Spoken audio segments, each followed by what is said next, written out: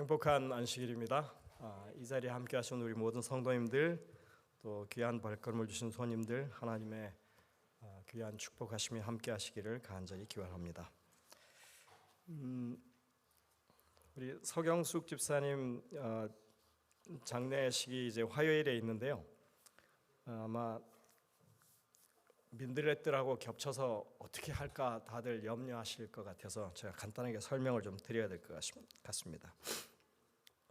지난주에 저희가 민들레들을 한 주 연기했습니다. 왜냐하면 가든그로브 사태 때문에 좀 위험할 것 같아서 그래서 이제 해제됐기 때문에 저희들이 이번 돌아오는 주에는 이제 민들레들을 다시 시작하는데 장례식하고 겹쳤어요. 저희가 고민을 하다가 그래도 반드시 해야 된다 이렇게 해서 약간 시간을 조정해서 10시 반에 시작하지만 어쨌든 11시 반에는 출발하도록 그렇게 하고 나머지 시간은 이제 다른 수업이 이제 우리 이원규 박사님이 하시던 그 수업이 있으니까 그렇게 해서 하기로 하고 11시 반에 저희가 여기서 출발할 예정입니다. 그러니까 여러분들이 그것을 염두에 두시고 오실 분들이 오시면 된다고 생각이 됩니다.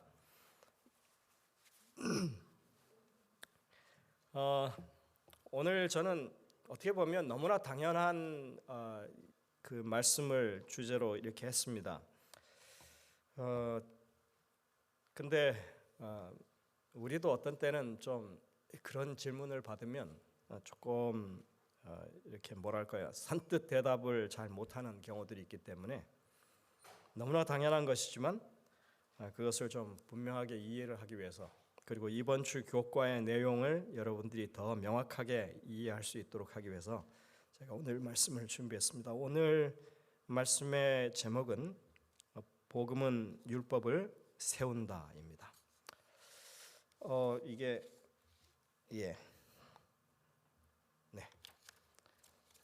복음은 율법을 세우는데 어떻게 세운다고요?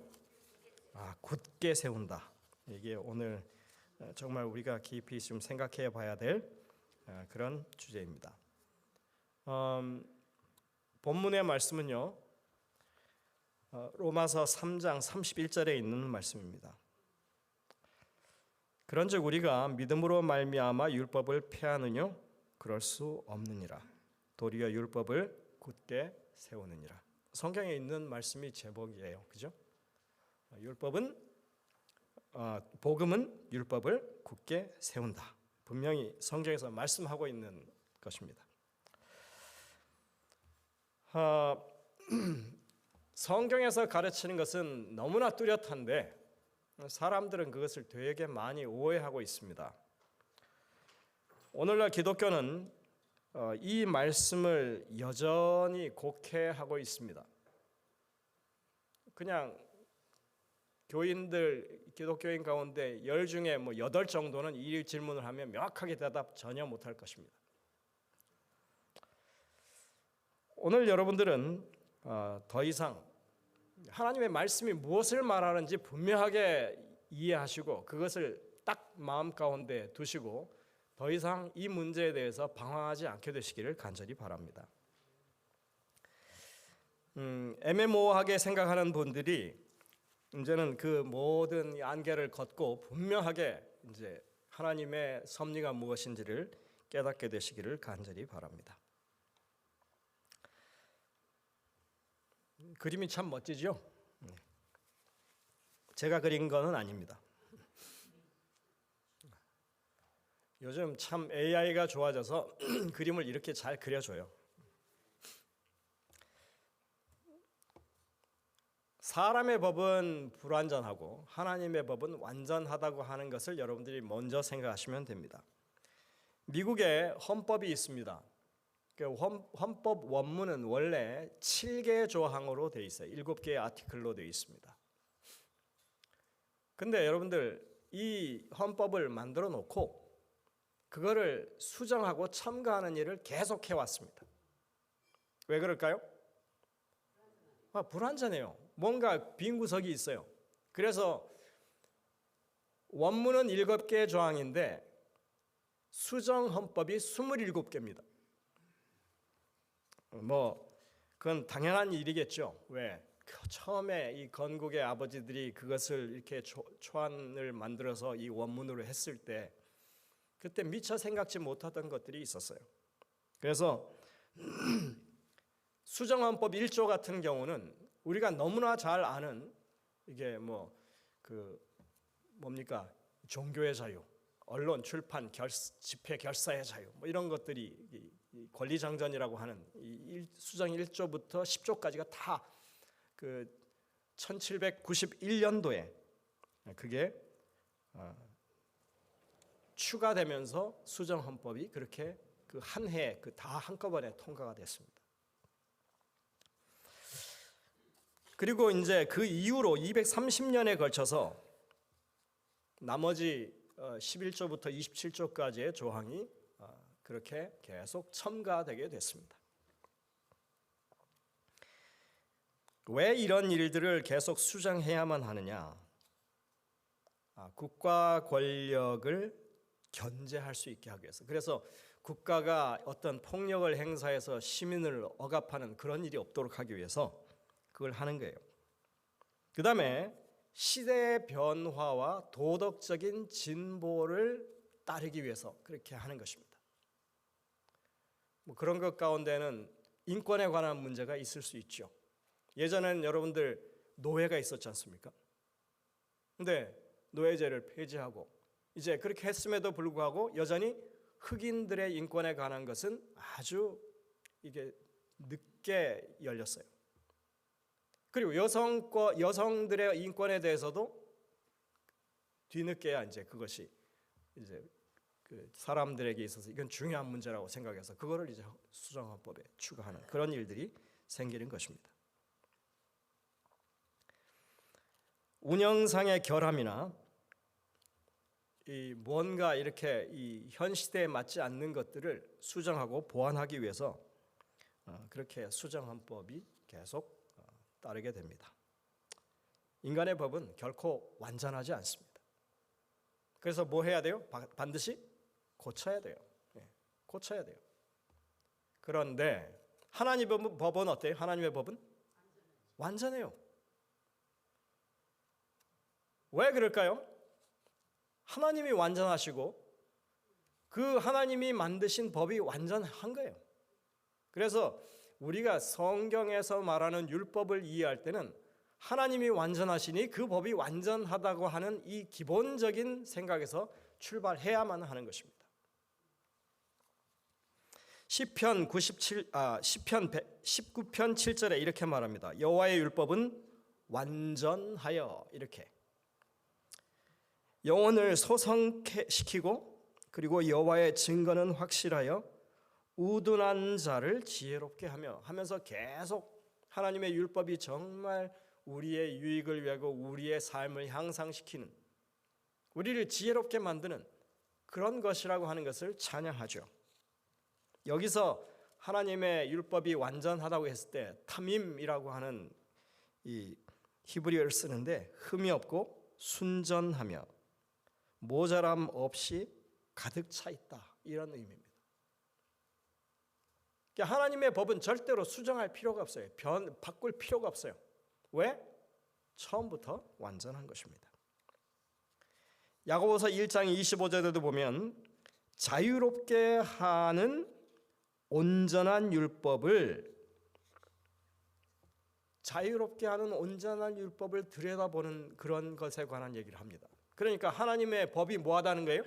온전하다는 거예요. 여기 온전이라고 하는 단어는 텔레이오스라고 하는 헬라어를 썼는데 여기도 완전하고 흠이 없다고 하는 그런 의미입니다. 로마서 7장 12절에는 이렇게 말합니다. 이러보건대 율법도 거룩하며 계명도 거룩하며 의로우며 선하도다. 여러분들 선함이라고 하는 것이 뭐라고 그랬습니까? 그건 하나님의 속성이라고 그랬어요. 하나님이 하신 모든 일이 다 선한 거예요. 하나님이 만드신 율법도 선한 거예요.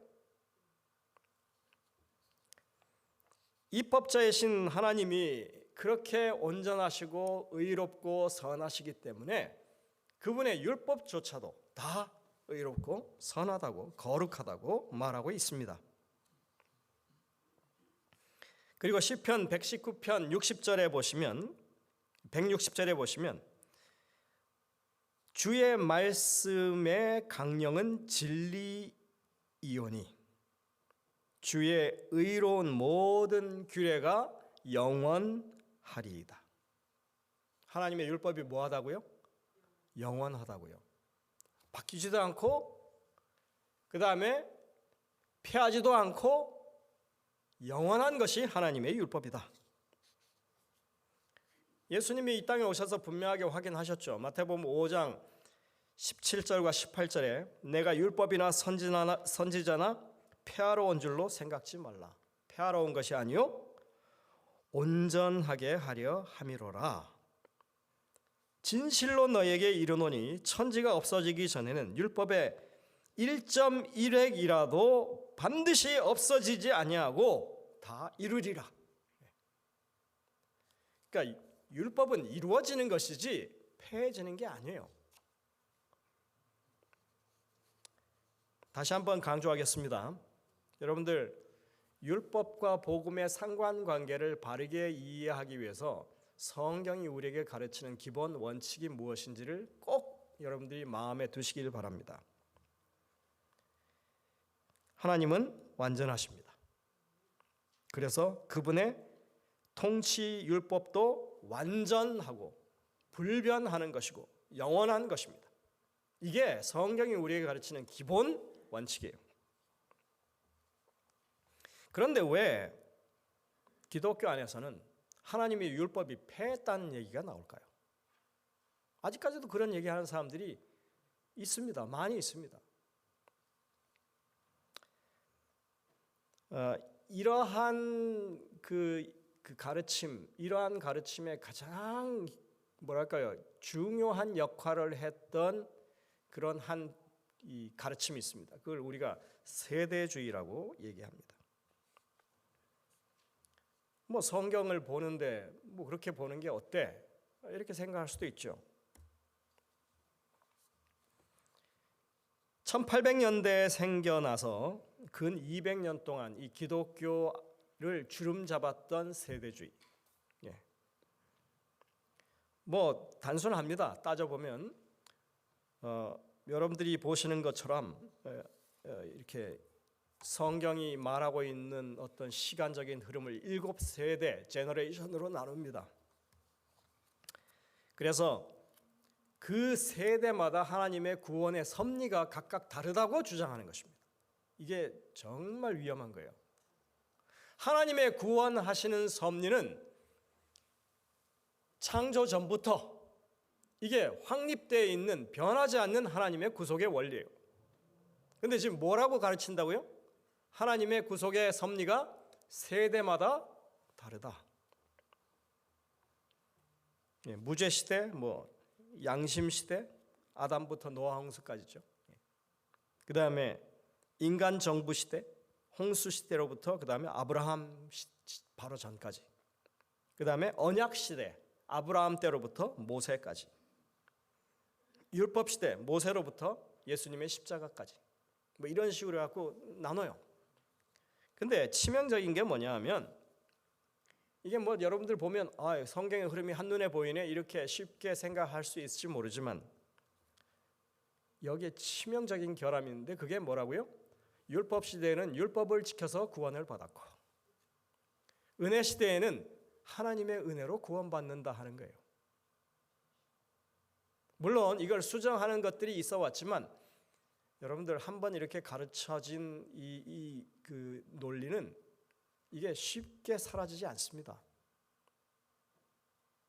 그래서 우리가 지난주에도 이렇게 잠깐 말씀을 드렸지만 교회 안에 건전한 가르침, 바른 가르침이 왜 중요한지를 알 수 있어요. 한 번 잘못 뿌리 내린 그 가르침은 이게 오랜 세월 동안 교회 안에 남아서 교회를 흔들고 교회를 파괴하는 그런 역할을 하는 것입니다. 성경에는 분명하게 하나님의 율법은 영원하다고, 그것이 완전하고 불변이라고 그렇게 가르치고 있는데 뭐라고요? 예수님이 이 땅에 오셔서 십자가에 달려 돌아가시면 율법이 끝났다 이렇게 가르치는 사람들이 생겨난 거예요. 근데 그걸 가만히 들여다보니까 아닌데, 이미 한번 그렇게 가르침을 받은 사람들의 뇌리 속에는 그게 사라지지 않는 것입니다. 사실 오늘날 신학계 안에서는 대부분의 교단들이 더 이상 세대주의의 가르침이 성서적이라고 얘기하지 않는 그런 상황이 되었습니다. 하지만 여전히 교회 안에서 사람들은, 평신도들은 세대주의 사상에 이렇게 완전히 젖어가지고 세대주의 영향력이 아직도 계속되고 있는 것입니다. 어떤 역사 신학자가 이런 얘기를 했습니다. 학문적으로는 세대주의가 몰락했지만, 이 사람이 무슨 책을 썼냐면요, 세대주의의 흥망성쇠라고 하는 책을 최근에 쓴 사람입니다. 학문적으로는 세대주의가 몰락했지만 이게 교인들 안에서 대중적으로는 여전히 세대주의가 잔존하고 있다. 남아있는 거예요. 계속 그게 여전히 그 분위기로 남아있는 것입니다. 어떤 영향이 있었는지 한번 예를 하나 들어보겠습니다. 세대주의가 평신도들 사이에 정서적으로 잠식되어 있다고 하는 하나의 예를 들면 이렇습니다. 이게 매우 중요한 것입니다.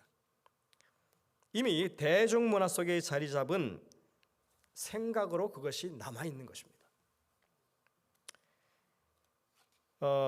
예를 들어서 소설과 영화 분야에서 그 세대주의적인 관점으로 이렇게 소설이 나온 게 있습니다. 그게 Left Behind라고 하는 소설입니다.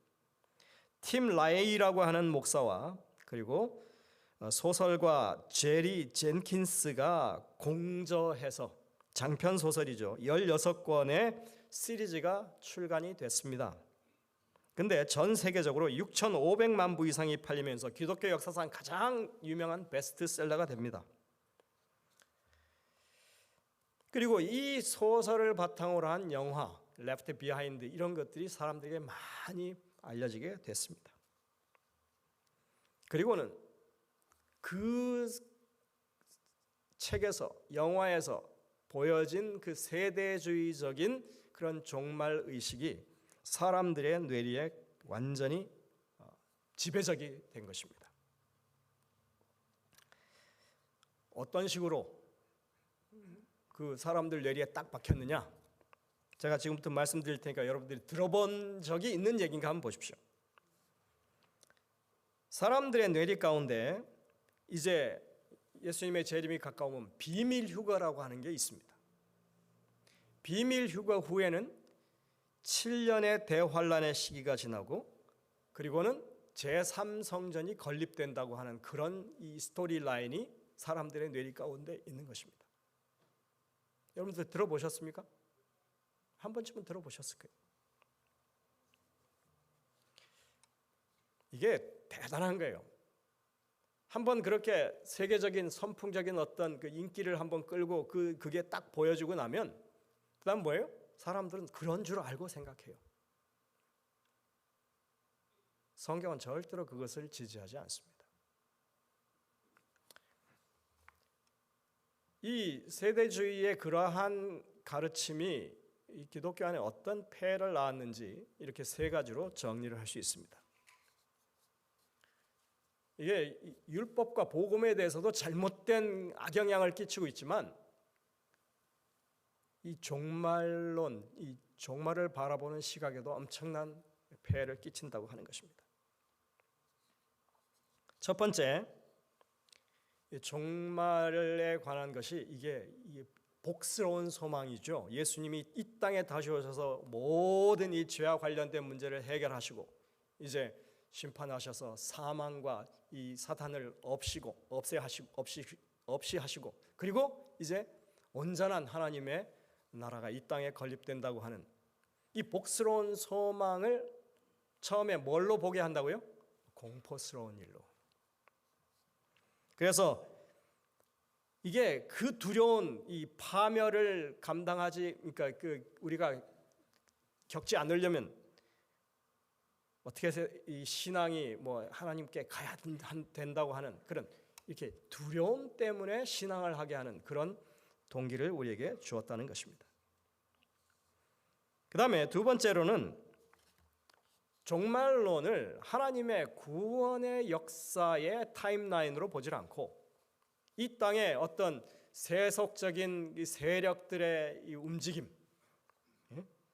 적그리스도의 출현과 그 다음에 뭐 중동의 정서나 베리칩이나 세계대전 같은 이런 것을 통해서 이 종말의 흐름을 쫓아가게 만드는 그런 부작용을 낳았다는 것입니다. 우리가 정말 다니엘과 계시록을 읽으면서 또 그것을 연구하면서 깨달아야 할 것은 하나님이 예수 그리스도를 통하여 우리 안에 어떻게 하나님의 나라를 확대해 나가시는지, 그 나라를 어떻게 이 땅에 충만하게 하시는지에 대해서 우리의 관심이 집중되지 않고 오히려 이 세상의 어떤 정치적인 그 흐름 가운데 종말이 어떻게 다가올지, 그 두려운 어떤 이 사건들에 대해서 우리가 어떻게 그것을 맞아야 할지 그런 생각을 가진다면 그건 분명히 잘못된 것입니다. 저는 사실은 개인적으로 이렇게 무슨 일이 쓴 다음에 무슨 일이 있고 하는 그런 이 타임라인을 적는 것을 저는 절대로 좋아하지 않습니다. 그건 하나님의 방법이 아니에요. 여러분들 미래에 대해서 여러분들 하나라도 제대로 아실 수 있어요? 우리는 모릅니다. 하나님은 우리에게 꼭 필요한 것은 알려주실 거예요. 그런데 무슨 어떤 일이 언제 일어나고 이런 걸 우리가 아는 게 왜 중요합니까? 우리에게 중요한 것은 뭐예요? 예수 그리스도의 재림이 점점 다가오고 있다고 하는 그 정말 중요한 우리의 복스러운 소망에 대해서 우리가 분명한 확신을 가지는 게 중요하죠. 세 번째로는 이게 이 세대주의의 한계에 대해서 이야기할 때도 이런 걸 많이 한다고 합니다. 역사와 이 사회를 변화시키고 이 땅에서 빛과 소금으로 정말 우리가 열심히 하나님의 뜻을 이루며 살아가기보다는 이 세상은 어차피 망할 테니까 빨리 휴거나 되자. 하나님이 나를 빨리 그냥 들어서 가주셨으면 좋겠다 하면서 우리가 이 땅에서 해야 할 사명에 대해서 약간 등한히 하게 되는 현실 도피적인 그런 신앙을 하도록 이끄는 그런 일이 이 부작용으로 지금 소개되고 있는 것입니다. 여러분들, 진정한 믿음은 우리가 살아가는 오늘 우리의 현실에서 하나님을 더 굳건하게 붙잡기 위해서 노력하는 것이 진정한 믿음입니다. 어차피 이 땅은 망할 거고 우리랑 볼 일이 없는 사람들이니까 나는 세상과 담쌓고 살겠다? 이거 성경이 말하는 진정한 종말의식 아닙니다. 마지막 순간까지 그들 곁에서 하나님의 사랑의 빛을 증거하기 위해서 노력하는 것이 진정한 재림신앙입니다.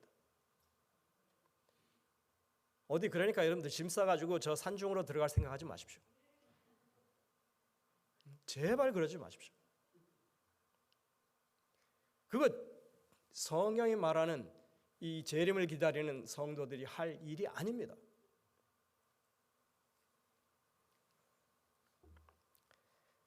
제가 뭐 이렇게 시골 운동 자체를 거부하는 건 아니에요. 그런데 그것이 우리의 이 사명을 허무는 일이 되지 않도록 하기 위해서 제가 이 말씀을 드리는 것입니다. 이렇게 이 세대주의는 여기저기에 정말 바이러스와 같은 이 하나님의 기별을 왜곡하고 그것을 바르게 깨우치지 못하는 그런 가라지 같은 이 기별들을 계속 뿌려놨어요. 이게 이제 우리가 세대주의에게 우리에게 이 오늘날 이 기독교에 끼친 그런 악영향을 보자면 바로 율법과 복음이 조화롭지 않게 율법 시대는 지나갔다.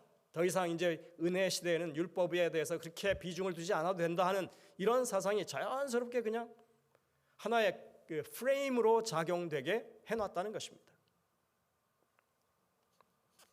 이미 1950년대부터 신학계 내에서는 특히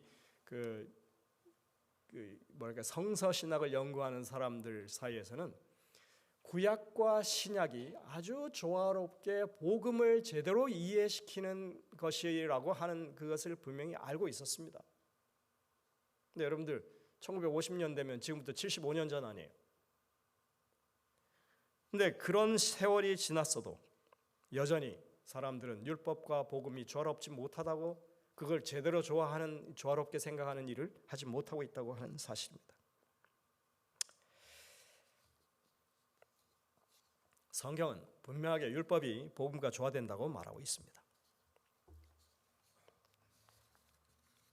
로마서 8장 3절 4절입니다.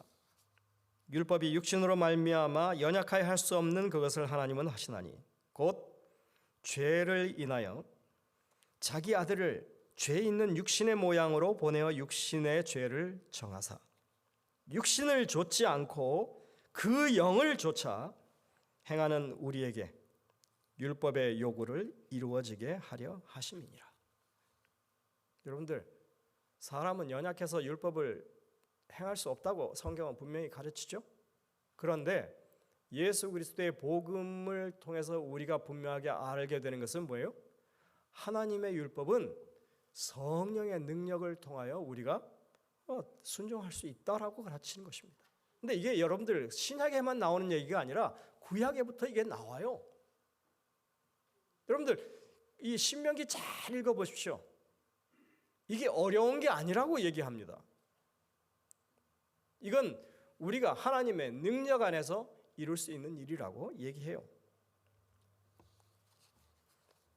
우리의 이 육신의 상태는 하나님의 율법을 지키기에 정말 형편없는 마른 땅과 같죠. 갈라지고 다 터지고. 그런데 성령의 이 금빛 은혜가 가득 채워지면 우리가 정금과 같이 그렇게 믿음에 의로운 사람들이 될 수 있다고 성경은 가르치는 것입니다. 육신을 좇지 않고 그 영을 좇아 행하는 우리에게 율법의 요구가 이루어진다.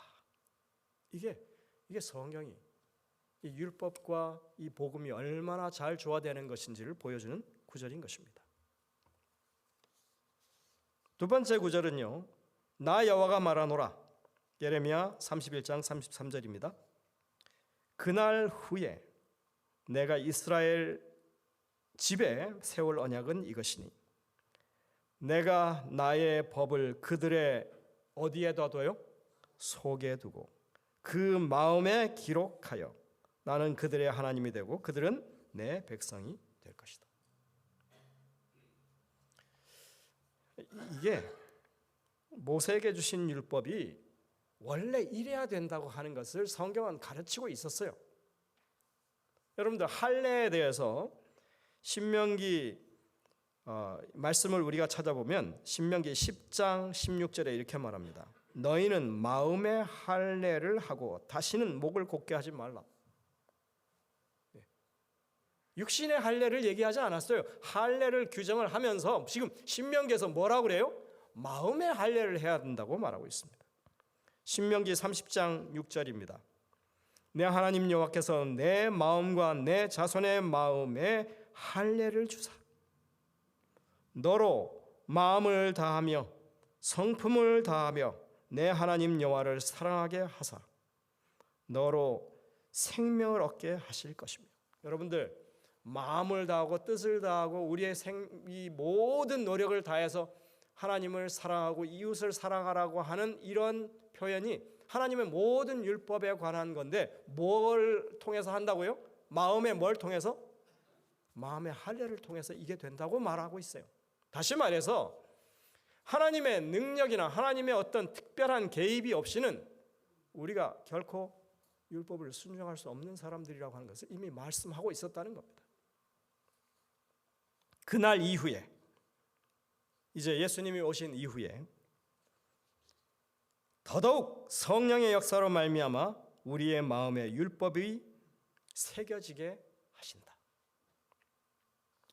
돌비에 새긴 율법은 여러분들 풍화 적용 때문에 그게 글씨가 뭐 흐려지고 지워질 수도 있지만 마음판에 새긴 이 하나님의 율법은 사라지지 않는 것입니다. 그러니까 율법이 폐한 게 아니에요. 그 율법이 어디로 들어왔어요?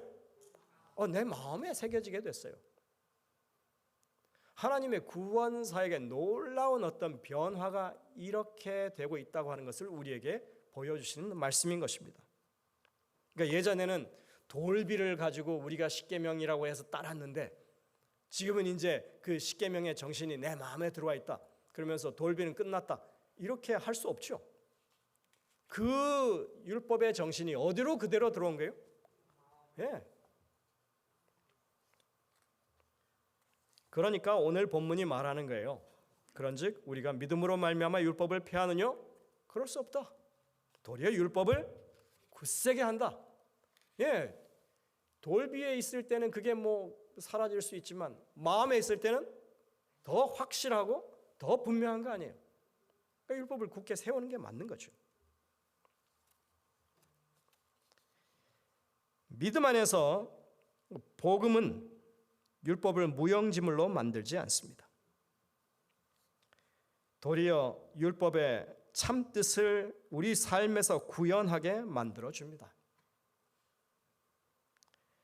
바울은 로마서 13장에서 율법의 완성이 바로 사랑이라고 분명하게 천명했습니다.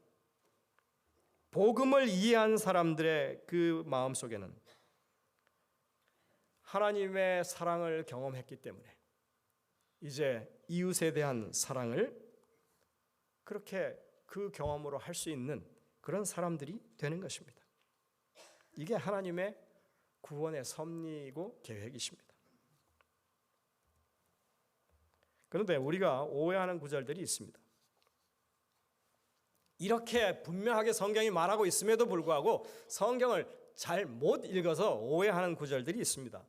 그 대표적인 것 세 가지만 제가 말씀드릴 텐데 에베소서 2장 15절입니다. 뭐라고 합니까? 원수된 것 곧 의문에 속한 계명의 율법을 자기 육체로 폐하셨으니 이는 이 둘로 자기의 안에서 한 새 사람을 지어 화평케 하시고 이렇게 하고 있어요. 여기 뭐라고? 의문에 속한 계명의 율법을 폐했다고 하지 않느냐? 그러니까 성경을 읽을 때 국어 실력이 좋아야 돼요. 사람들은 뭐 계명, 율법 그러면 전부 다 그게 무슨 하나님의 법이고 하나님의 계명인 줄 알아요. 근데 그렇지 않아요. 여기 쓰이게 있는 이 단어들은 다 보통 명사들이에요. 에베소서 2장 자체가 이야기하는 게 뭐냐면 기독교 안에, 교회 안에, 그 당시 교회 안에 유대인 출신의 그리스도인과 이방인 출신의 그리스도인인데 둘이 항상 싸워요. 분쟁이 있습니다. 그래서 바울이 얘기하는 게 뭐냐면 우리는 예수 그리스도의 십자가로 말미암아 이 둘 사이가 화평하게 돼서 새로운 한 교회, 새로운 한 사람으로 이렇게 바꿔지도록 십자가에서 예수님이 돌아가신 거라고 가르치는 거예요. 그래서 이 둘을 하나로 합해서 이 화평케 했다라고 하는 표현이 쓰이는 겁니다. 그래서 그러면 그 유대인과 이방인을 갈라놓은 율법이 뭘까요? 하나님의 율법은 내 이 그 경내 안에 거하는 이방인도 객이라도 다 동일하게 존중하라고 하는 게 하나님의 율법의 기본 정신인데 그게 뭐냐면요. 장로들의 유전. 그 다음에 이게 구전율법이라고 하는 게 있어요. 근데 구전이 아니라 실제로 이걸 이제 사람들이 기록으로 남기기 시작했단 말이에요. 탈무드 뭐 이런 것들이요. 이미 바벨론 시대부터 그게 쫙 이렇게 내려오고 예수님 당시에는 이 장로들의 유전이라고 하는 게 기록되어 있는 하나님의 이 성문법, 성문의 이 그 말씀보다 더 사람들이 그것을 따르고 중요하게 생각했던. 그렇기 때문에 예수 그리스도의 십자가가 폐해야 할 것은 뭐예요? 하나님의 율법입니까? 아니면 잘못된 장로들의 유전법입니까? 당연한 거죠. 사람들이 정해놓고 이게 더 우리가 따라야 될 거라고 이렇게 하는 것들을, 그걸 지금 사도 바울이 분명하게 이것을 폐했다라고 말하고 있는 것입니다.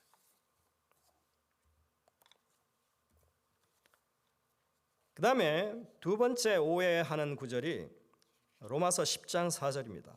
그리스도는 모든 믿는 자에게 의를 이루기 위하여 율법의 마침이 되시니라.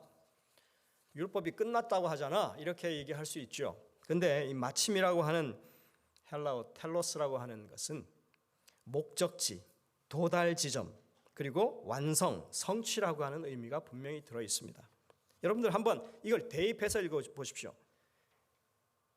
예수님은 우리의 의를 이루기 위하여 율법의 완성, 율법의 종착지, 뭐 이렇게 말할 수 있어요. 그러니까 우리가 율법을 순종하고 따르다 보면 어디에 가는 거예요? 예수님 앞으로 가는 거예요. 왜? 인간의 능력으로는 의로울 행할 수 없다고 하는 것, 우리가 하나님의 율법 앞에서 우리는 도저히 죄를 해결할 방법이 없다는 것을 알기 때문에 자연히 어떻게 돼요? 하나님의 도우심과 개입, 이 땅에 오신 구세주 이 예수 그리스도께로 우리가 가게 되어 있는 거예요. 그런 이게 무슨 마침입니까? 하나님의 율법은 계속 우리가 그것을 따르고 순종할 때 우리를 의로 교육하기에 유익하게 만드는, 우리가 하나님의 품성을 닮아가게 하는 그런 선한 영향력을 끼치는 것인데,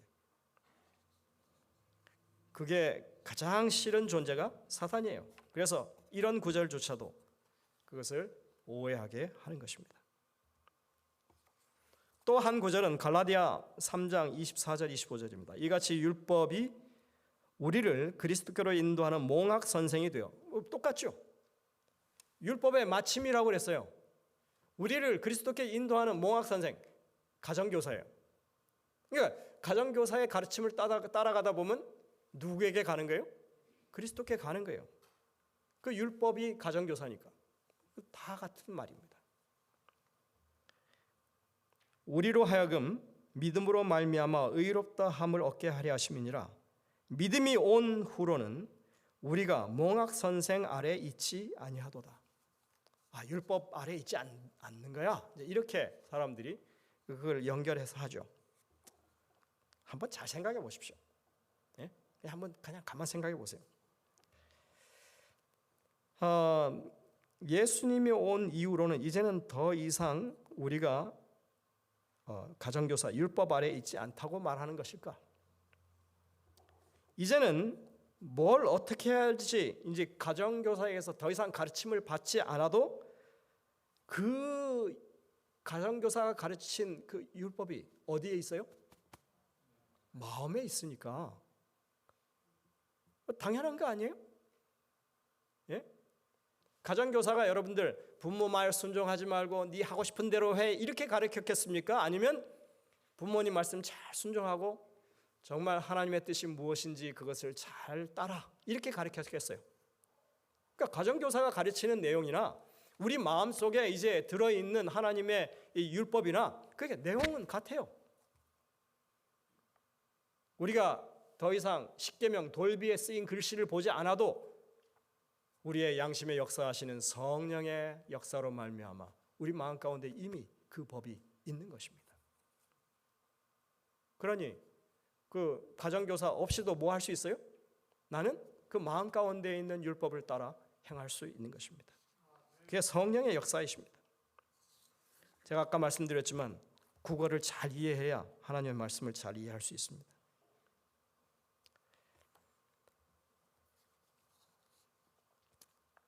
예수님이 십자가를 지셨다고 해서 죄를 향한 하나님의 분노나 그리고 율법의 이 정죄의 기준이 달라지는 것 아닙니다. 십계명은 여전히 유효하고 그리고 죄의 이 삭슨 여전히 사망이 맞습니다. 이것을 우리가 벗어날 길이 없습니다. 그런데 누구 안에서는 벗어날 수 있어요?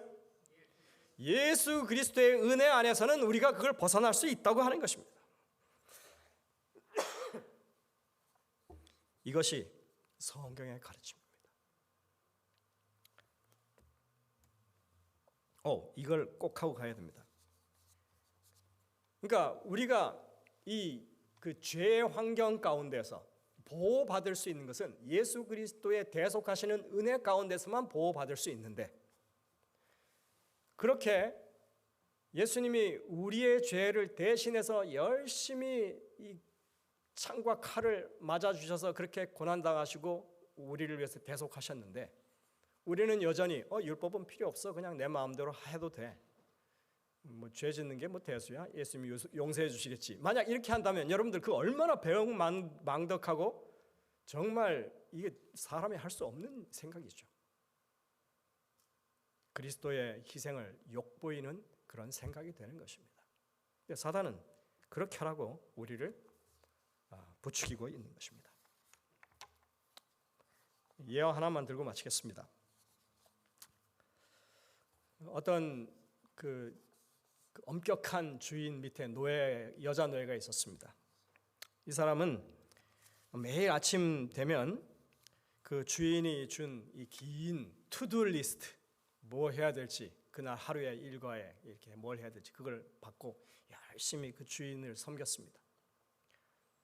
고달프죠.